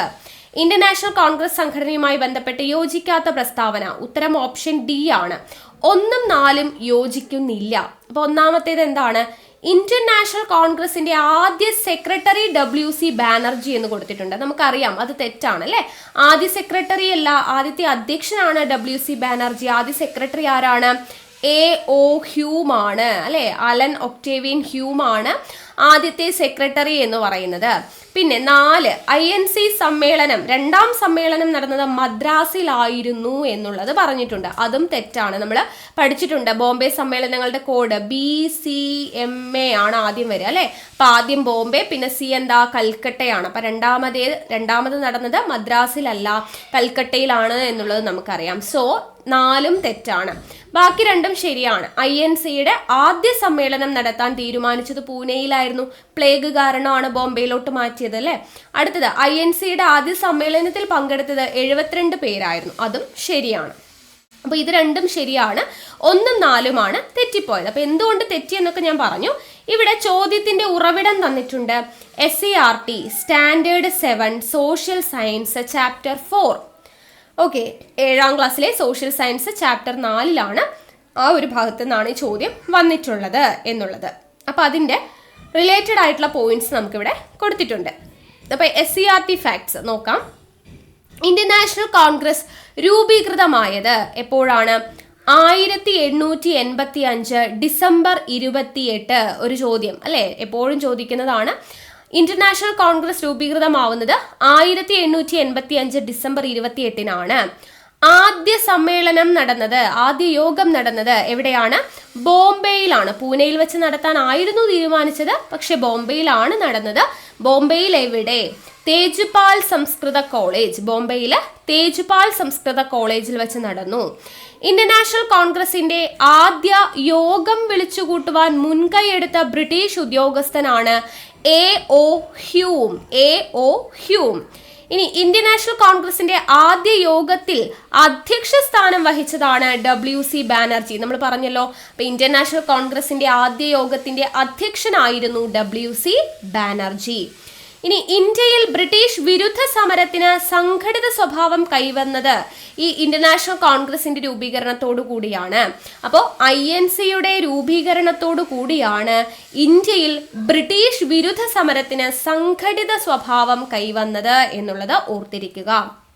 അടുത്ത ഏറ്റവും പ്രധാനപ്പെട്ട പോയിന്റ്, ഇന്ത്യൻ നാഷണൽ കോൺഗ്രസിന്റെ അധ്യക്ഷ സ്ഥാനം വഹിച്ചിരുന്ന ഒരേ ഒരു മലയാളി ആര്? ചേറ്റൂർ ശങ്കരൻ നായർ. ഏത് സമ്മേളനത്തിൽ? 1897 അമരാവതി സമ്മേളനം. 1897 അമരാവതി സമ്മേളനത്തിലാണ് ഇന്ത്യൻ നാഷണൽ കോൺഗ്രസിന്റെ അധ്യക്ഷ സ്ഥാനത്ത് ഒരു മലയാളി ഇരിക്കുന്നത്. ചേറ്റൂർ ശങ്കരൻ നായർ അല്ലെങ്കിൽ C. ശങ്കരൻ നായർ എന്ന് ചുരുക്കി പറയും. ഓക്കെ, ഇനി W.C. ബാനർജി ആദ്യത്തെ അധ്യക്ഷനാണെന്ന് പറഞ്ഞു. ഇന്ത്യയിലെ അദ്ദേഹത്തിന്റെ ഒരു കോട്ടാണ്, ഇന്ത്യയിലെ ഭരണ സംവിധാനം കുറെ കൂടി പരിഷ്കൃതമാണെന്നും നമ്മെയും ഭരണത്തിൽ പങ്കാളികളാക്കണമെന്നും നാം ആഗ്രഹിക്കുന്നു. ആരുടെ പ്രസംഗമാണ്? W.C. ബാനർജി ഇന്ത്യൻ നാഷണൽ കോൺഗ്രസിന്റെ ആദ്യ യോഗത്തിൽ പ്രസംഗിച്ചതാണ്. ഓക്കെ, അപ്പൊ ആദ്യ യോഗത്തിലെ പ്രസംഗത്തിൽ W.C. ബാനർജി പറഞ്ഞ വാക്കുകളാണ്: ഇന്ത്യയിലെ ഭരണ സംവിധാനം കുറെ കൂടി പരിഷ്കൃതമാകണമെന്നും നമ്മെയും ഭരണത്തിൽ പങ്കാളികളാക്കണമെന്നും നാം ആഗ്രഹിക്കുന്നു എന്നുള്ളത്. ഇനി ഇന്ത്യൻ നാഷണൽ കോൺഗ്രസിന്റെ പ്രധാന ലക്ഷ്യങ്ങൾ എന്തൊക്കെ എന്ന് കൊടുത്തിട്ടുണ്ട്.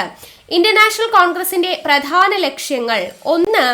ഇന്ത്യയുടെ വിവിധ ഭാഗങ്ങളിൽ നിന്നുള്ള രാഷ്ട്രീയ പ്രവർത്തകർക്കിടയിൽ സൗഹൃദ ബോധം വളർത്തുക. 2. ജാതി മത പ്രാദേശിക ചിന്തകൾക്കതീതമായി ദേശീയ ബോധം വളർത്തുക.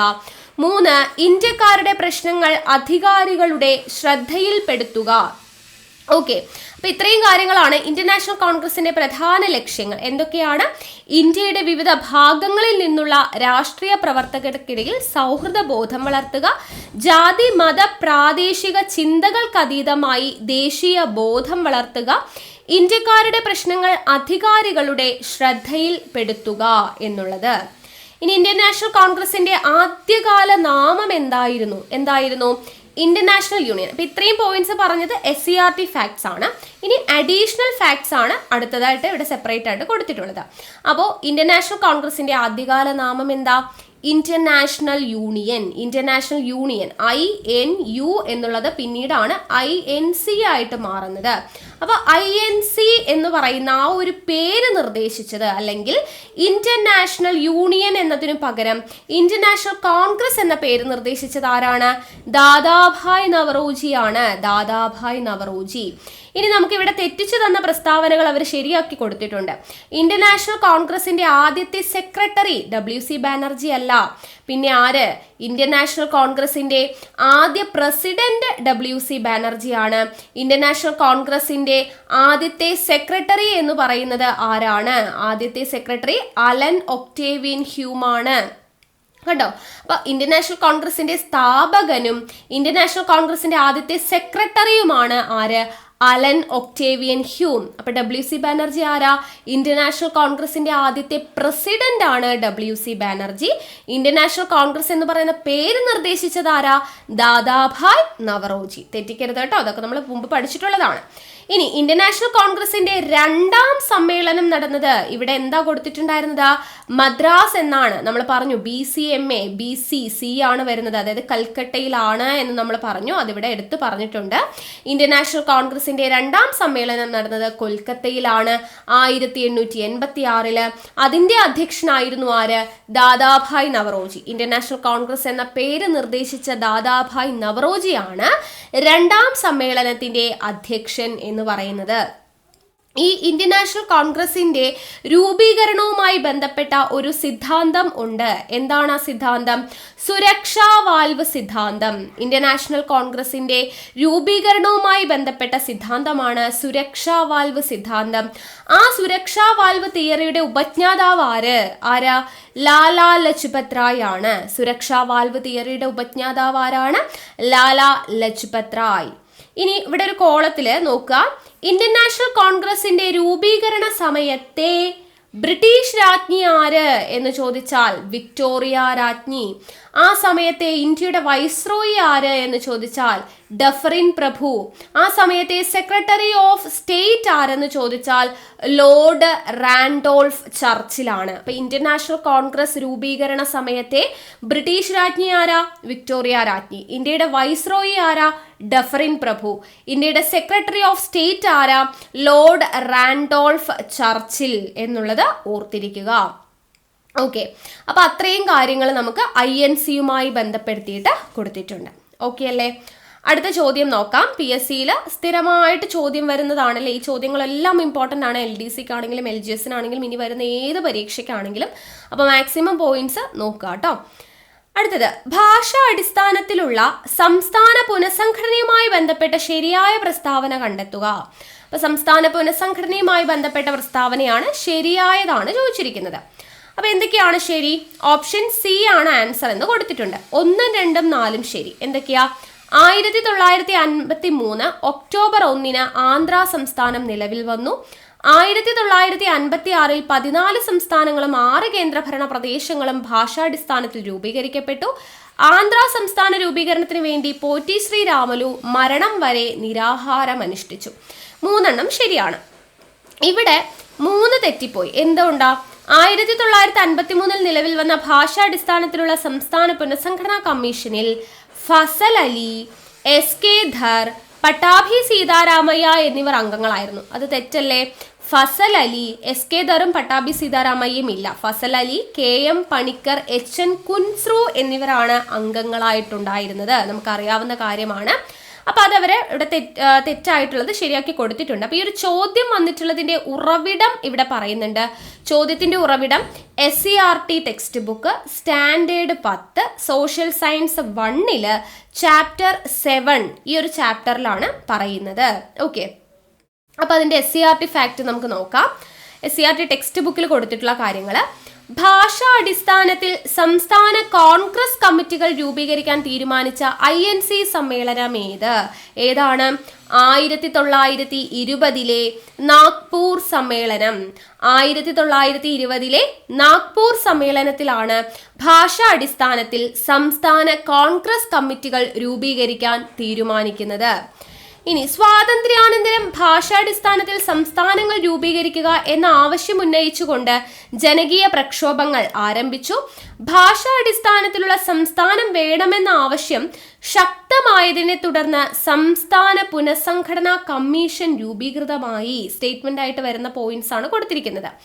ഇനി ഭാഷാടിസ്ഥാനത്തിൽ സംസ്ഥാനങ്ങളെ പുനഃസംഘടിപ്പിക്കുന്നതിനായി രൂപീകൃതമായ സംസ്ഥാന പുനഃസംഘടനാ കമ്മീഷന്റെ അധ്യക്ഷൻ, സ്ഥിരം ചോദ്യം, ഫസൽ അലി അല്ലെ? ഫസൽ അലിയാണ് സംസ്ഥാന പുനഃസംഘടനാ കമ്മീഷന്റെ അധ്യക്ഷൻ എന്ന് പറയുന്നത്. ദെൻ തെലുങ്ക് സംസാരിക്കുന്നവർക്ക് വേണ്ടി ആന്ധ്ര സംസ്ഥാനം രൂപീകരിക്കുക എന്ന ആവശ്യവുമായി നിരാഹാര സമരം അനുഷ്ഠിച്ച സ്വാതന്ത്ര്യ സമര സേനാനിയാണ് ആര്? പോറ്റി ശ്രീരാമലു. എത്ര ദിവസത്തെ നിരാഹാരത്തെ തുടർന്ന് എന്ന് ചോദിച്ചിട്ടുണ്ട്. 58 ദിവസത്തെ നിരാഹാര സമരത്തെ തുടർന്നാണ് പോറ്റി ശ്രീരാമലു മരണമടഞ്ഞത്. ഇനി ഇവിടെ തെറ്റിക്കൊടുത്തത് എന്താണ്? 3ാമത്തെ സ്റ്റേറ്റ്മെന്റ്, സംസ്ഥാന പുനഃസംഘടനാ കമ്മീഷനിലെ അംഗങ്ങൾ. സംസ്ഥാന പുനഃസംഘടനാ കമ്മീഷനിലെ അംഗങ്ങളാണ് KM പണിക്കർ, HN കുൻസ്രു. അധ്യക്ഷൻ ഓൾറെഡി നമ്മൾ പറഞ്ഞു ഫസൽ അലിയാണ്. ഫസൽ അലി അധ്യക്ഷനും KM പണിക്കർ, HN കുൻസ്രു എന്നിവരാണ് അംഗങ്ങൾ. അതിൽ മലയാളിയായിട്ടുള്ള ഒരേ ഒരു അംഗം അല്ലെ, സംസ്ഥാന പുനഃസംഘടനാ കമ്മീഷനിൽ അംഗമായിരുന്ന മലയാളിയാണ് ആര്? KM പണിക്കർ. ഇനി ഇന്ത്യൻ സംസ്ഥാന പുനഃസംഘടന നിയമം പാർലമെന്റ് പാസാക്കിയത് എപ്പോഴാണ്? 1956 ഇന്ത്യൻ സംസ്ഥാന പുനഃസംഘടനാ നിയമം പാർലമെന്റ് പാസാക്കുന്നത് 1956 ഈ നിയമപ്രകാരം എത്ര സംസ്ഥാനങ്ങളും എത്ര കേന്ദ്രഭരണ പ്രദേശങ്ങളോ വന്നത്? 14 സംസ്ഥാനങ്ങളും 6 കേന്ദ്രഭരണ പ്രദേശങ്ങളുമാണ് നിലവിൽ വന്നത്. ഇത്രയും പോയിന്റ്സ് SCRT-യിലുള്ളതാണ്. ആ ഭാഗത്ത് നിന്നാണ് ചോദ്യം വന്നത്. ഇനി അതിന്റെ അഡീഷണൽ ഫാക്ട്സ് കൊടുത്തിട്ടുണ്ട്. 1948 ജൂണിൽ കോൺസ്റ്റിറ്റ്യുവന്റ് അസംബ്ലി നിയമിച്ച ഭാഷാ പ്രവിശ്യ കമ്മീഷൻ അധ്യക്ഷൻ ആരാ? SK ധർ. 1948 ജൂണിൽ കോൺസ്റ്റിറ്റ്യുവന്റ് അസംബ്ലി നിയമിച്ച ഭാഷാ പ്രവിശ്യ കമ്മീഷൻ അധ്യക്ഷൻ ആരാണ്? SK ധർ ആണ്. ദെൻ 1948 ഡിസംബറിൽ കോൺഗ്രസ് നിയമിച്ച ഭാഷാ പ്രവിശ്യ കമ്മീഷനാണ് JVP കമ്മിറ്റി. ഇമ്പോർട്ടന്റ് ആണ് കേട്ടോ. അപ്പൊ 1948 ജൂണിൽ കോൺസ്റ്റിറ്റ്യുവന്റ് അസംബ്ലി നിയമിച്ച ഭാഷാ പ്രവിശ്യ കമ്മീഷനാണ് SK ധർ എന്ന് പറയുന്നത്. അതിന്റെ അധ്യക്ഷനാണ്. അപ്പൊ 1948 ഡിസംബറിൽ കോൺഗ്രസ് നിയമിച്ച ഭാഷാ പ്രവിശ്യ കമ്മീഷൻ, ഇവിടെ കോൺസ്റ്റിറ്റ്യുവന്റ് അസംബ്ലി നിയമിച്ച ഭാഷാ പ്രവിശ്യ കമ്മീഷന്റെ അധ്യക്ഷനാണ് SK ധർ എന്ന് പറഞ്ഞു.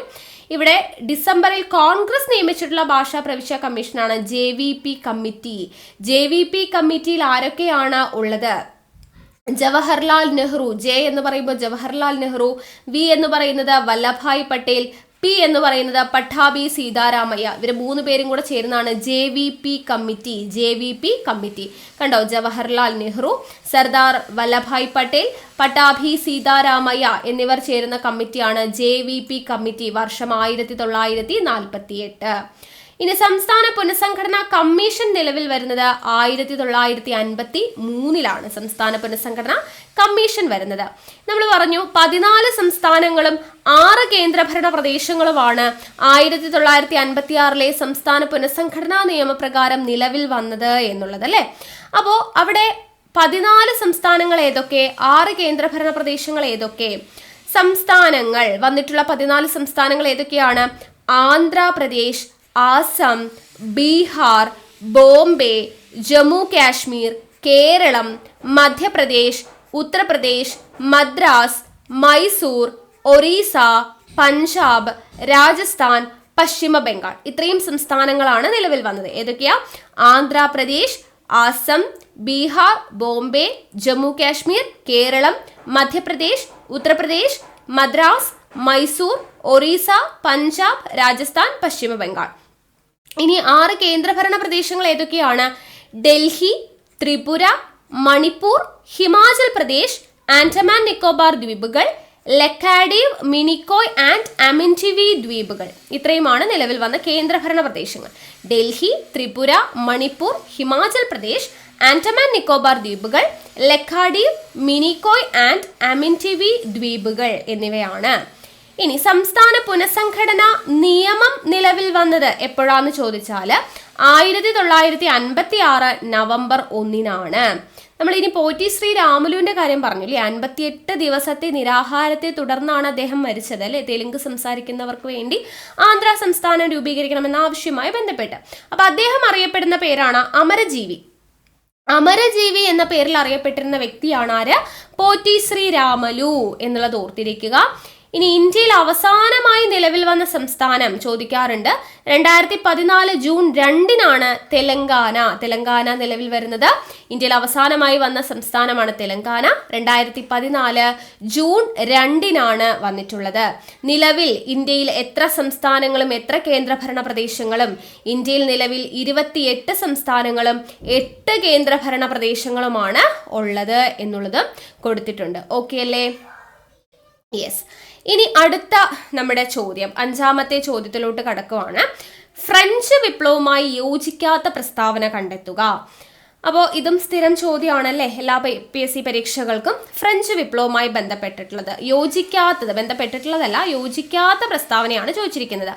അപ്പോൾ അതിൻ്റെ ആൻസർ എന്ന് പറയുന്നത് അത് ഇവിടെ കൊടുത്തിട്ടുണ്ട്. PSC ഡിലീറ്റഡ് ആണ്. അപ്പം എന്തുകൊണ്ട് ഡിലീറ്റ് ചെയ്തു എന്നുള്ളത് നമുക്ക് നോക്കാം അല്ലേ. അപ്പം തന്നിരിക്കുന്ന സ്റ്റേറ്റ്മെന്റ്സ് നമുക്ക് വായിക്കാം. ആദ്യത്തെ പ്രസ്താവന നോക്കുക. ഫ്രഞ്ച് വിപ്ലവത്തിന്റെ സമയത്ത് ഫ്രാൻസിലെ ചക്രവർത്തി ലൂയി 14 ആയിരുന്നു. 1 ശരിയാണ്. ഇനി 2, ടെന്നീസ് കോർട്ടിലെ പ്രതിജ്ഞ ഫ്രഞ്ച് വിപ്ലവവുമായി ബന്ധപ്പെട്ടതാണ്. അതും ശരിയാണ്. നെക്സ്റ്റ്, പ്രാതിനിധ്യമില്ലാതെ നികുതിയില്ല എന്നത് ഫ്രഞ്ച് വിപ്ലവത്തിന്റെ പ്രധാന മുദ്രാവാക്യമാണ്. അത് തെറ്റല്ലേ? ഫ്രഞ്ച് വിപ്ലവം അല്ല. പ്രാതിനിധ്യമില്ലാതെ നികുതിയില്ല എന്ന് പറയുന്നത് അമേരിക്കൻ സ്വാതന്ത്ര്യ സമരവുമായി ബന്ധപ്പെട്ടതാണ് അല്ലേ. അപ്പൊ അതുകൊണ്ട് അത് തെറ്റിപ്പോയി. ഇനി മോണ്ടസ്ക്യൂ, റൂസോ, ജോൺ ലോക്ക് തുടങ്ങിയവർ ഫ്രഞ്ച് വിപ്ലവത്തെ സ്വാധീനിച്ച ചിന്തകരാണ്. ആ സ്റ്റേറ്റ്മെന്റോ? അതും തെറ്റാണ്. കാരണം മോണ്ടസ്ക്യൂ, റൂസോ എന്നിവര് ഫ്രഞ്ച് വിപ്ലവവുമായി ബന്ധപ്പെട്ട വ്യക്തിയാണ് അല്ലേ. പക്ഷെ ജോൺ ലോക്ക് അമേരിക്കൻ സ്വാതന്ത്ര്യ സമരവുമായിട്ട് ബന്ധപ്പെട്ട വ്യക്തിയാണ്. അപ്പോൾ അതുകൊണ്ട് നമുക്ക് 4ാമത്തെ സ്റ്റേറ്റ്മെന്റും തെറ്റാണ്. അപ്പോൾ ഇവിടെ ശരിയായിട്ടുള്ളത് 2 സ്റ്റേറ്റ്മെന്റേ ഉള്ളൂ, 1ഉം 2ഉം മാത്രം. പക്ഷേ ഇവിടെ നമുക്ക് 1ഉം 2ഉം മാത്രം എന്ന് പറയുന്നൊരു ഓപ്ഷൻ കാണുന്നുണ്ടോ? ഇല്ല. അതില്ലാത്തത് കൊണ്ടാണ് ഇവിടെ PSC ഡിലീറ്റ് ചെയ്യാനായിട്ട് കാരണം. ഓക്കെ, അപ്പോൾ ഈ ഒരു ചോദ്യം വന്നിട്ടുള്ളത് അതിൻ്റെ ഉറവിടം തന്നിട്ടുണ്ട്. SCERT സ്റ്റാൻഡേർഡ് 10 സോഷ്യൽ സയൻസിലെ ചാപ്റ്റർ 1 ലോകത്തെ സ്വാധീനിച്ച വിപ്ലവങ്ങൾ എന്ന് പറയുന്ന ചാപ്റ്ററിൽ നിന്നുമാണ് ഈ ഒരു ചോദ്യം ചോദിച്ചിട്ടുള്ളത്. അപ്പോൾ അതിൻ്റെ SCERT ഫാക്ട്സ് നമ്മുടെ ഫ്രഞ്ച് വിപ്ലവവുമായി ബന്ധപ്പെടുത്തി എന്തൊക്കെ കാര്യങ്ങളാണ്, ഇവിടെ ഫ്രഞ്ച് വിപ്ലവമാണല്ലോ ചോദിച്ചിരിക്കുന്നത്, അപ്പോൾ അതുമായി ബന്ധപ്പെട്ട കാര്യങ്ങളാണ് ഇവിടെ കൊടുത്തിട്ടുള്ളത്. ഫ്രഞ്ച് സ്റ്റേറ്റ് ജനറലിലെ 3ാമത്തെ എസ്റ്റേറ്റ് അറിയപ്പെട്ടിരുന്ന പേര്, 3ാമത്തെ എസ്റ്റേറ്റ് അറിയപ്പെട്ടിരുന്ന പേരാണ് കോമൺസ്. എന്ത് പേരിലാണ് അറിയപ്പെട്ടിരുന്നത്? കോമൺസ് എന്ന പേരിലാണ് അറിയപ്പെട്ടിരുന്നത്. തങ്ങളാണ് ഫ്രാൻസിലെ ദേശീയ അസംബ്ലി എന്ന് പ്രഖ്യാപിച്ച ഫ്രഞ്ച് സ്റ്റേറ്റ് ജനറലിലെ എസ്റ്റേറ്റ് ഏതെന്ന് ചോദിച്ചാലും കോമൺസ് എന്നറിയപ്പെടുന്ന 3ാം എസ്റ്റേറ്റ് ആണ്. അപ്പോൾ ഫ്രഞ്ച് സ്റ്റേറ്റ് ജനറലിലെ 3ാമത്തെ എസ്റ്റേറ്റ് എന്നറിയപ്പെടുന്നത് കോമൺസ് ആണ്. തങ്ങളാണ് ഫ്രാൻസിലെ ദേശീയ അസംബ്ലി എന്ന് പ്രഖ്യാപിച്ചതും ആരാണ്? 3ാം എസ്റ്റേറ്റ് ആണ്. ഈ 3ാം എസ്റ്റേറ്റിലെ അംഗങ്ങൾ അടുത്തുള്ള ടെന്നീസ് കോർട്ടിൽ സമ്മേളിക്കുകയും ഫ്രാൻസിനായി ഒരു ഭരണഘടന തയ്യാറാക്കിയ ശേഷം മാത്രമേ പിരിയുകയുള്ളൂ എന്നും പ്രതിജ്ഞ ചെയ്തു. ഈ ഒരു സംഭവമാണ് ടെന്നീസ് കോർട്ട് പ്രതിജ്ഞ എന്നറിയപ്പെടുന്നത്. ചോദിച്ചത് അതാണ് അല്ലേ, ടെന്നീസ് കോർട്ട് പ്രതിജ്ഞ എന്ന് പറയുന്ന ഫ്രഞ്ച് വിപ്ലവവുമായി ബന്ധപ്പെട്ടിരിക്കുന്നു എന്ന് പറഞ്ഞു. എന്താണ് ടെന്നീസ് കോർട്ട് പ്രതിജ്ഞ? 3ാം എസ്റ്റേറ്റിലെ അംഗങ്ങൾ അടുത്തുള്ള ഒരു ടെന്നീസ് കോർട്ടിൽ സമ്മേളിക്കുകയും ഫ്രാൻസിനായി ഒരു ഭരണഘടന തയ്യാറാക്കിയ ശേഷം മാത്രമേ പിരിയുകയുള്ളൂ എന്നും പ്രതിജ്ഞ ചെയ്തു. ഈ സംഭവമാണ് ടെന്നീസ് കോർട്ട് പ്രതിജ്ഞ എന്ന് അറിയപ്പെടുന്നത്. ഇനി ഫ്രഞ്ച് വിപ്ലവവുമായി ബന്ധപ്പെട്ട് ചോദിച്ചിട്ടുള്ള കോട്ട്സ് തന്നിട്ട് അത് ആരാണ് എന്നുള്ളത് അല്ലേ. ഇപ്പം നമ്മുടെ LDC എക്സാമിന് സ്റ്റേജ് 2 ചോദിച്ചിട്ടുള്ളതാണ്. ഞാനാണ് രാഷ്ട്രം, രാജാവിൻ്റെ അധികാരങ്ങളെല്ലാം ദൈവം നൽകിയതാണ്, അതിനാൽ രാജാവിനെ ചോദ്യം ചെയ്യാൻ ദൈവത്തിന് മാത്രമേ അധികാരമുള്ളൂ. ഇങ്ങനെ പറഞ്ഞത് ആരാ? ലൂയി 14 ഞാനാണ് രാഷ്ട്രം എന്ന് പറഞ്ഞത് ലൂയി 14. എനിക്ക് ശേഷം പ്രളയം എന്ന് പറഞ്ഞത് ലൂയി 15. ഞാനാണ് രാഷ്ട്രം, ലൂയി 14. എനിക്ക് ശേഷം പ്രളയം എന്ന് പറഞ്ഞത് ലൂയി 15.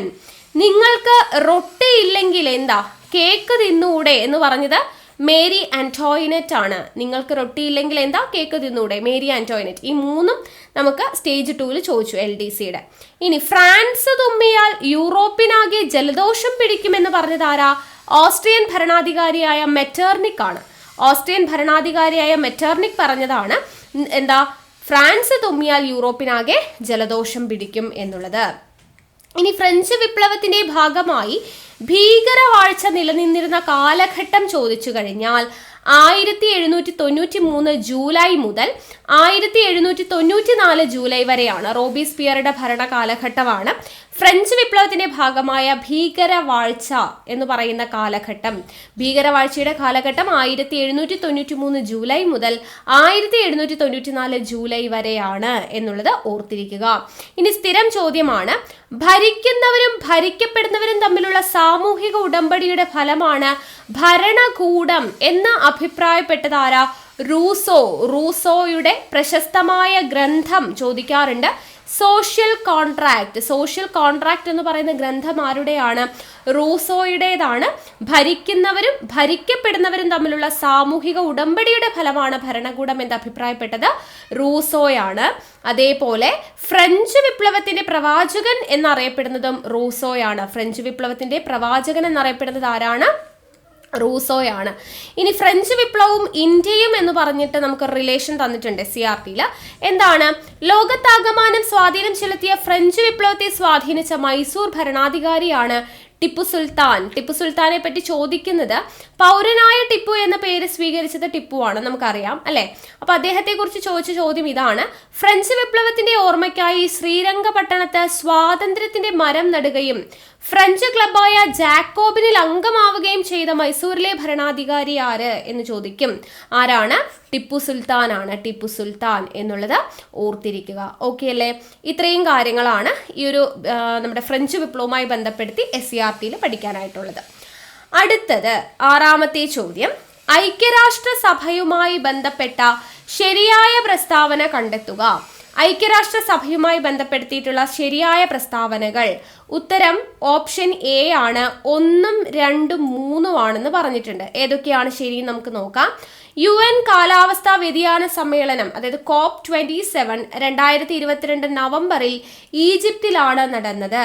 2, ഐക്യരാഷ്ട്രസഭയുടെ ഇപ്പോഴത്തെ സെക്രട്ടറി ജനറൽ അന്റോണിയോ ഗുട്ടറസ് ആണ്. 3, 2022 മനുഷ്യാവകാശ ദിന മുദ്രാവാക്യം എല്ലാവർക്കും അന്തസ്സും സ്വാതന്ത്ര്യവും നീതിയും എന്നുള്ളതാണ്. ഓക്കെ, ഇത് 3ഉമാണ് ശരി. അപ്പോൾ ആ ചോദ്യത്തിന്റെ ഉറവിടം എന്ന് പറയുന്നത് ഒഫീഷ്യൽ വെബ്സൈറ്റ് ഓഫ് യുണൈറ്റഡ് നേഷൻസിന്റെ ഒഫീഷ്യൽ വെബ്സൈറ്റിൽ നിന്നുമാണ് ഈ ചോദ്യം എടുത്തിട്ടുള്ളത്. ഓക്കെ, അപ്പൊ അതിന്റെ എക്സ്ട്രാ ഫാക്റ്റ് ആണ് ഇവിടെ കൊടുത്തിട്ടുള്ളത്. അപ്പൊ ആദ്യം നമുക്ക് നോക്കാം. അപ്പൊ മനുഷ്യാവകാശ ദിനം അല്ലെ, കാലാവസ്ഥാ സമ്മേളനം എന്ന് പറഞ്ഞിട്ട് ഇവിടെ നമുക്ക് കൃത്യമായിട്ട് കൊടുത്തിട്ടുണ്ട്. കാലാവസ്ഥയെയും മറ്റ് അന്തരീക്ഷ പ്രതിഭാസങ്ങളെയും കുറിച്ചുള്ള പഠനവും വിവര കൈമാറ്റവും നടത്തുന്ന ഐക്യരാഷ്ട്രസഭയുടെ ഏജൻസിയാണ് ലോക കാലാവസ്ഥാ സംഘടന എന്ന് പറയുന്നത്. UN കാലാവസ്ഥാ വ്യതിയാന സമ്മേളനം COP26 2020 വേദി എവിടെയായിരുന്നു? ഗ്ലാസ്ഗോ ആയിരുന്നു. അത് 21 മാറ്റുകയാണ് ചെയ്തത് കോവിഡ് വ്യാപനത്തെ തുടർന്ന്. അപ്പോൾ COP26 വേദി ഗ്ലാസ്ഗോ ആയിരുന്നു. 2022 ഈജിപ്ത്, അതിവിടെ നമുക്ക് സ്റ്റേറ്റ്മെന്റ് ആയിട്ട് തന്നിട്ടുണ്ട്. 2022 COP27 നടന്നത് ഈജിപ്തിലാണ് എന്നുള്ളത്. ഇനി 2023 COP28 വേദി UAE ആണ്. അത് ഓർത്തിരിക്കുക.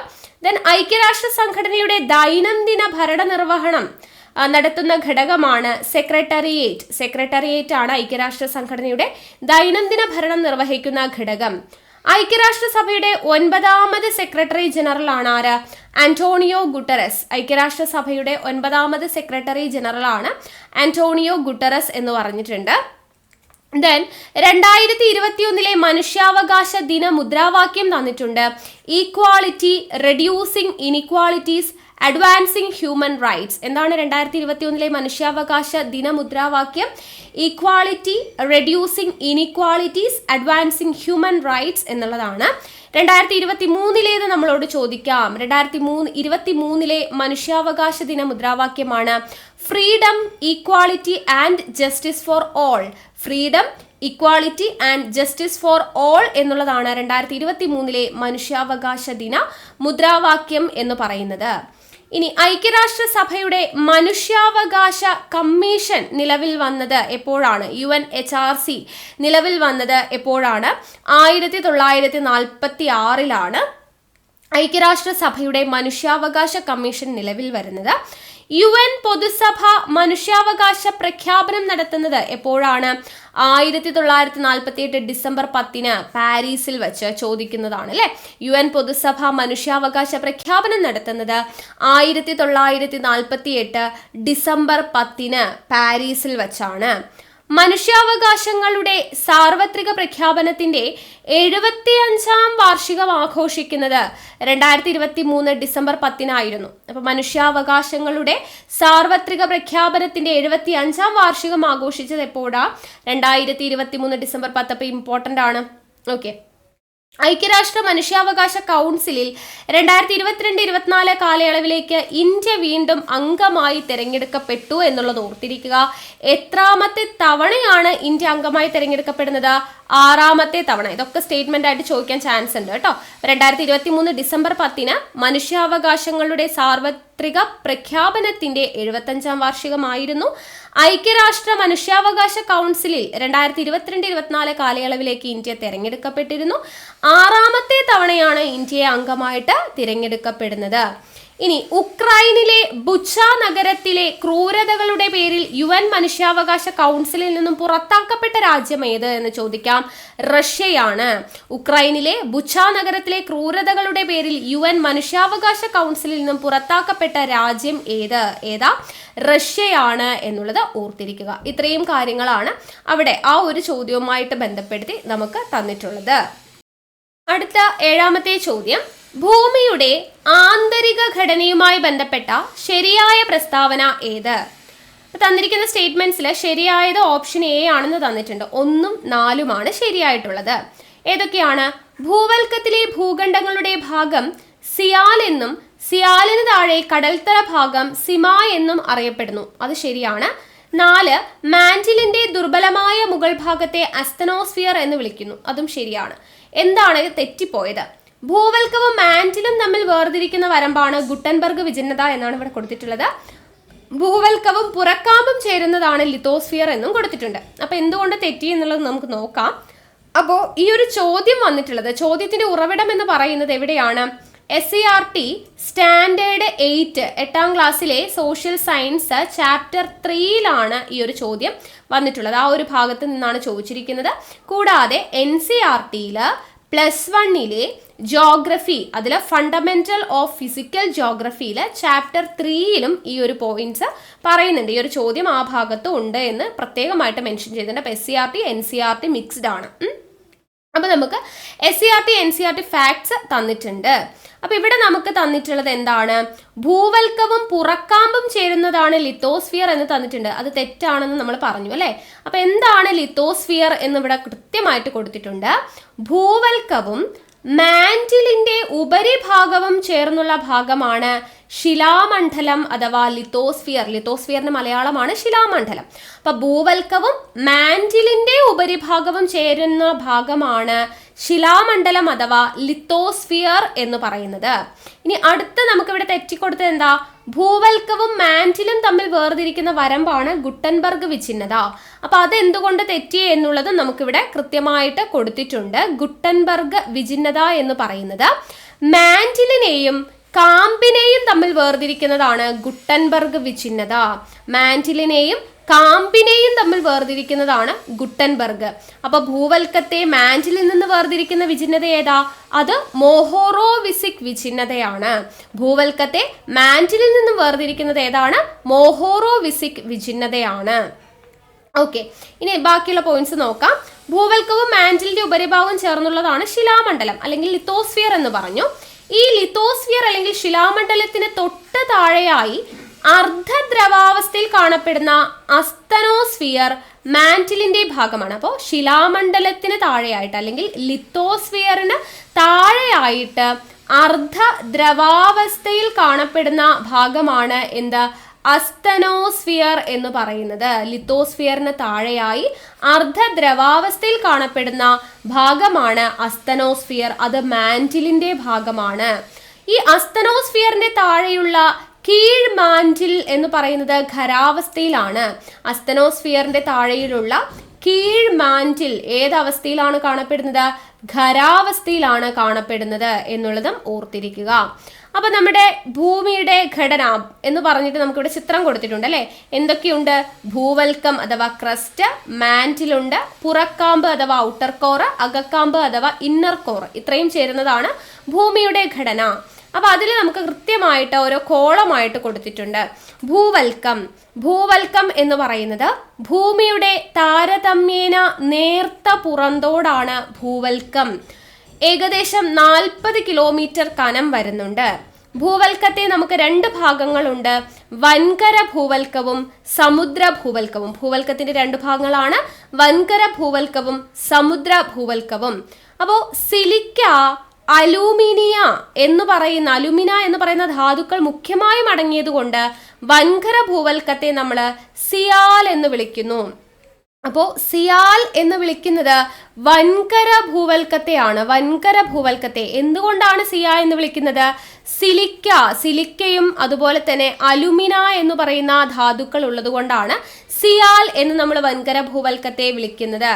ഇനി സിലിക്കയും മഗ്നീഷ്യവും ആ രണ്ട് ധാതുക്കൾ മുഖ്യമായുള്ളത് കൊണ്ട് സമുദ്ര ഭൂവൽക്കത്തെ നമ്മൾ സിമ എന്ന് വിളിക്കും. സിമ എന്ന് വിളിക്കുന്നത് സമുദ്ര ഭൂവൽക്കത്തെയാണ്. അവിടെ എന്തൊക്കെയാണുള്ളത്? സിലിക്കയും മഗ്നീഷ്യവുമാണ് ഉള്ളത് എന്നുള്ളത് കൃത്യമായി കൊടുത്തിട്ടുണ്ട്. അപ്പൊ ഭൂവൽക്കം എന്ന് പറയുന്നത് ഭൂമിയുടെ താരതമ്യേന നേർത്ത പുറന്തോടാണ്. ഏകദേശം 40 കിലോമീറ്റർ കനം വരുന്നുണ്ട്. ഭൂവൽക്കത്തിന് 2 ഭാഗങ്ങൾ, വൻകര ഭൂവൽക്കവും സമുദ്ര ഭൂവൽക്കവും. അതിൽ വൻകര ഭൂവൽക്കത്തെ നമ്മൾ സിയാൽ എന്ന് വിളിക്കുന്നു. എന്തുകൊണ്ട്? സിലിക്ക, അലുമിന എന്നീ ധാതുക്കൾ മുഖ്യമായും കാണപ്പെടുന്നത് കൊണ്ട്. സമുദ്ര ഭൂവൽക്കത്തെ നമ്മൾ സിമ എന്ന് വിളിക്കുന്നു. സിലിക്ക, മഗ്നീഷ്യം എന്നീ ധാതുക്കൾ പ്രധാനമായിട്ടും കാണപ്പെടുന്നത് കൊണ്ട്. ഇനി മാന്റിലോട്ട് വരുമ്പോൾ ഭൂവൽക്കത്തിന് താഴെയായി സ്ഥിതി ചെയ്യുന്നതാണ് മാന്റിൽ. ഭൂവൽക്ക പാളിക്ക് താഴെ 2900 കിലോമീറ്റർ വരെയാണ് വരുന്നത് കേട്ടോ. ഭൂവൽക്ക പാളിക്ക് താഴെ തുടങ്ങി 2900 കിലോമീറ്റർ വരെ. ഈ മാന്റിലിനും 2 ഭാഗങ്ങളുണ്ട്, ഉപരി മാന്റിലും അധോ മാന്റിലും. മാന്റിലിന് 2 ഭാഗങ്ങളുണ്ട്, ഉപരി മാന്റിലും അധോ മാന്റിലും. അപ്പൊ അതിലെ ഉപരി മാന്റിൽ എന്ന് പറയുന്നത് ഏത് അവസ്ഥയിലാണ് ചോദിക്കാറുണ്ട്. ഉപരി മാന്റിൽ എന്ന് പറയുന്നത് ഖരാവസ്ഥയിലാണ്. സിലിക്കൺ സംയുക്തങ്ങൾ കൊണ്ട് നിർമ്മിതമായിട്ടുള്ള മാന്റിലാണ് ഉപരി മാന്റിൽ. ആ പാളി ഖരാവസ്ഥയിലാണ് കാണപ്പെടുന്നത്. എന്നാൽ അധോ മാന്റിൽ എങ്ങനെയാണ് കാണപ്പെടുന്നത്? അത് അർദ്ധദ്രവാവസ്ഥയിലാണ് കാണപ്പെടുന്നത്. ഉപരി മാന്റിൽ ഖരാവസ്ഥയിലും അധോ മാന്റിൽ അർദ്ധദ്രവാവസ്ഥയിലുമാണ് കാണപ്പെടുന്നത്. മാന്റിലിനെ കുറിച്ച് ഇനി നമുക്ക് കാമ്പിനെ കുറിച്ച് നോക്കാം. കാമ്പ് എന്ന് പറയുമ്പോൾ കോറാണ് അല്ലേ, അതായത് ഭൂമിയുടെ കേന്ദ്ര ഭാഗമാണ് കാമ്പ്. 2900 കിലോമീറ്ററിൽ തുടങ്ങി 6371 കിലോമീറ്റർ വരെയാണ് വരുന്നത്. 2900 തുടങ്ങി 6371 കിലോമീറ്റർ വരെ. കാമ്പിന് 2 ഭാഗങ്ങളുണ്ട്, പുറക്കാമ്പും അകക്കാമ്പും. പുറക്കാമ്പും അകക്കാമ്പും. ഈ പുറക്കാമ്പിലെ പദാർത്ഥങ്ങൾ ഉരുകിയ അവസ്ഥയിലാണ്. പുറക്കാമ്പിലെ പദാർത്ഥങ്ങൾ എങ്ങനെയാണ്? ഉരുകിയ അവസ്ഥയിലാണ് കാണപ്പെടുന്നത്. ഓക്കെ, ഭൂമിയുടെ കേന്ദ്രഭാഗത്ത് അനുഭവപ്പെടുന്ന ഉയർന്ന മർദ്ദം മൂലമാണ് അകക്കാമ്പ് ഖരാവസ്ഥയിൽ സ്ഥിതി ചെയ്യുന്നത്. അപ്പൊ അകക്കാമ്പ് ഖരാവസ്ഥയിലാണ്, പുറക്കാമ്പ് ഉരുകിയ അവസ്ഥയിലാണ്. എന്തുകൊണ്ടാണ് അകക്കാമ്പ് ഖരാവസ്ഥയിൽ കാണപ്പെടുന്നത്? ഭൂമിയുടെ കേന്ദ്രഭാഗത്ത് അനുഭവപ്പെടുന്ന ഉയർന്ന മർദ്ദം മൂലമാണ്. ഇനി കാമ്പ് അറിയപ്പെടുന്നത് എങ്ങനെയാണ്? നിഫെ എന്ന പേരിലാണ് അറിയപ്പെടുന്നത്. നിഫെ എന്ന പേരിലാണ് ആരറിയപ്പെടുന്നത്? കാമ്പ് അറിയപ്പെടുന്നത്. എന്തുകൊണ്ടാണ്? അവിടെ നിക്കൽ, അതുപോലെ തന്നെ ഇരുമ്പ് എന്നിവ. നിക്കൽ, ഇരുമ്പ്. അപ്പൊ നിക്കൽ എന്ന് പറയുമ്പോൾ Ni, ഇരുമ്പ് എന്ന് പറയുമ്പോൾ Fe ആണ് അല്ലെ, Fe ആണ് വരുന്നത്. അപ്പൊ നിഫെ എന്നുള്ളതാണ് കാമ്പ് അറിയപ്പെടുന്നത് എന്നുള്ളതും കൂടെ കൊടുത്തിട്ടുണ്ട്. ഓക്കെ അല്ലേ? അപ്പോൾ ഇത്രയും കാര്യങ്ങളാണ് ഈ ഒരു ചോദ്യവുമായിട്ട് റിലേറ്റ് ചെയ്തിട്ട് ഇവിടെ കൊടുത്തിട്ടുള്ളത്. ഓക്കെ അല്ലേ? അപ്പോൾ ഇത്രയും ചോദ്യങ്ങളാണ് നമ്മൾ ഇന്ന് ഡിസ്കസ് ചെയ്യുന്നത് കേട്ടോ. 7 ചോദ്യങ്ങളാണ് നമ്മൾ ഡിസ്കസ് ചെയ്തത്. അതിൻ്റെ related facts, SCERT, NCERT, additional facts എന്നൊക്കെ പറഞ്ഞിട്ടുള്ള എല്ലാ പോയിന്റ്സും നമ്മൾ കവർ ചെയ്തിട്ടുണ്ട്. അപ്പോൾ ഈ ഒരു ക്ലാസ്സിനെ കുറിച്ചുള്ള അഭിപ്രായം നിങ്ങൾ താഴെ ഒന്ന് കമൻറ്റ് ബോക്സിൽ കമൻറ്റായിട്ട് അറിയിക്കണേ. ഇത് കണ്ടിന്യൂ ചെയ്യണോ എന്നുള്ളത്. നമ്മളിപ്പോൾ ഇതൊരു സീരീസ് പോലെ ഒരു വീക്ക്ലി 2 ക്ലാസ് ഈ ഒരു ബുക്ക് വെച്ച് ചെയ്യാമെന്നാണ് ഞാൻ വിചാരിക്കുന്നത്. കാരണം അത്രയും നന്നായിട്ട് അവർ പ്രിപ്പയർ ചെയ്തിട്ടുണ്ട്, മാക്സിമം പോയിന്റ്സ് ഇൻക്ലൂഡ് ചെയ്തിട്ടുണ്ട്. ഇത് വാങ്ങിച്ചവരൊക്കെ നല്ല അഭിപ്രായമാണ് പറഞ്ഞ്. അപ്പോൾ പുസ്തകം തന്നെ വാങ്ങിക്കാനായിട്ട് താല്പര്യമുള്ളവർക്ക് നിങ്ങൾക്ക് താഴെ നമ്പർ ഞാൻ ഡിസ്ക്രിപ്ഷൻ ബോക്സിൽ കൊടുത്തേക്കാം, അത് വെച്ച് വാങ്ങിക്കാം. അല്ലാത്തവർക്ക് വേണ്ടിയിട്ടാണ് നമ്മൾ ഈ ക്ലാസ് ചെയ്യുന്നത്. അപ്പോൾ ഇനി വരുന്ന LDCക്കാണെങ്കിലും LGSനാണെങ്കിലും ഏത് പരീക്ഷയ്ക്ക് തയ്യാറെടുക്കുന്നവരാണെങ്കിലും ഈ രീതിയിൽ റിലേറ്റഡ് ഫാക്ട്സ് പഠിച്ചു പോവുകയാണെങ്കിൽ നല്ലൊരു റിസൾട്ട് നിങ്ങൾക്ക് ഉണ്ടാക്കാൻ വേണ്ടി പറ്റും. കാരണം അത്രത്തോളം നിങ്ങൾക്ക് കാണുന്നുണ്ടല്ലോ അല്ലേ, നല്ല രീതിയിൽ തന്നെ അവർ വർക്ക് ചെയ്തിട്ട് മാക്സിമം പോയിന്റ്സും കണ്ടൻസും ഒക്കെ ഉൾപ്പെടുത്തിയിട്ടുള്ള ഒരു പുസ്തകമാണ്. അപ്പോൾ അത് വെച്ചിട്ടുള്ള ക്ലാസ് ആണ്. അപ്പോൾ ഇതിൻ്റെ കണ്ടിന്യൂവേഷൻ, ഈ ക്വസ്റ്റ്യൻ പേപ്പറിൻ്റെ ബാക്കി നമ്മൾ ചോദ്യങ്ങളും ആൻസറും റിലേറ്റഡ് ഫാക്ട്സും ഒക്കെ ആയിട്ട് അടുത്ത ക്ലാസ്സിൽ നമ്മൾ ചെയ്യും. അപ്പോൾ വീഡിയോനെ കുറിച്ചുള്ള അഭിപ്രായം താഴെ കമൻറ്റ് ചെയ്യുക. മാക്സിമം പേരിലോട്ട് ഇതൊന്ന് ഷെയർ ചെയ്ത് കൊടുക്കുക കേട്ടോ. അവർക്കും കൂടെ ഉപകാരപ്പെടാനായിട്ടൊന്ന് ഷെയർ ചെയ്ത് കൊടുക്കുക. ക്ലാസ് ഇഷ്ടമായിട്ടുണ്ടെങ്കിൽ ലൈക്ക് ചെയ്യാനായിട്ട് ആരും മറക്കരുത്. ഓക്കെ അല്ലേ? അപ്പോൾ നമുക്ക് വീണ്ടും അടുത്ത ക്ലാസ്സിൽ കാണാം. അപ്പോൾ നമ്മൾ LDCക്ക് വേണ്ടിയിട്ടും ഇനി വരുന്ന LGSന് വേണ്ടിയിട്ടൊക്കെ നമ്മുടെ ചാനലിലൂടെ മാക്സിമം ക്ലാസ്സുകൾ വരുന്നതായിരിക്കും. അപ്പോൾ താല്പര്യമുള്ള എല്ലാവരും ചാനൽ സബ്സ്ക്രൈബ് ചെയ്യുക. ടെലിഗ്രാമിൽ ജോയിൻ ചെയ്യാത്തവരുണ്ടെങ്കിൽ ജോയിൻ ചെയ്യണേ. താഴെ ഡിസ്ക്രിപ്ഷൻ ബോക്സിൽ ഞാൻ ടെലിഗ്രാമിൻ്റെ ലിങ്ക് കൊടുത്തേക്കാം. അവിടെയാണ് നിങ്ങൾക്ക് വേണ്ടിയിട്ടുള്ള അപ്ഡേറ്റ്സും നോട്ട്സും ഒക്കെ നമ്മൾ പ്രൊവൈഡ് ചെയ്യുന്നത്. സോ ടെലിഗ്രാമിൻ്റെ ലിങ്ക് ഞാൻ താഴെ ഡിസ്ക്രിപ്ഷൻ ബോക്സിൽ കൊടുത്തിട്ടുണ്ട്. ടെലിഗ്രാമിൽ ജോയിൻ ചെയ്യാത്തവരുണ്ടെങ്കിൽ ജോയിൻ ചെയ്യുക. വീണ്ടും നമുക്ക് അടുത്ത ക്ലാസ്സുമായിട്ട് കാണാം. Thank you.